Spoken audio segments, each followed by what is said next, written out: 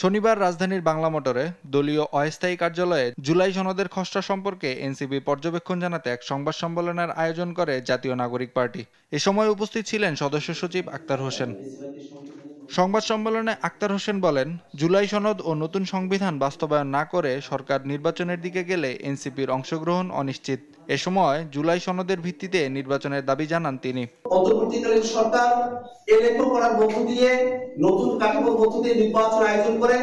এই জুলাই সনদের ভিত্তিতে সেই নির্বাচন আয়োজিত হবে, সেই দাবি আমরা সরকারের কাছে রাখতে চাই।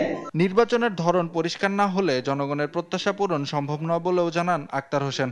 বলেন, নতুন শাসনতান্ত্রিক কাঠামো না এলে নির্বাচন অর্থহীন হয়ে পড়বে। জুলাই সনদের প্রস্তাবনাগুলো সেগুলোকে যদি সত্যিকার অর্থেই বাস্তবায়ন করতে হয়, সেই অঙ্গীকার যদি রাজনৈতিক দলগুলোর মধ্যে থাকে, জনগণের প্রতি যদি তাদের কমিটমেন্ট সঠিকভাবে তারা করতে পারেন, তাহলে গণপরিষদ নির্বাচনের মধ্য দিয়ে নতুন সংবিধান প্রণয়ন করাই একমাত্র সমাধান হিসেবে জাতির কাছে উপস্থাপিত হয়।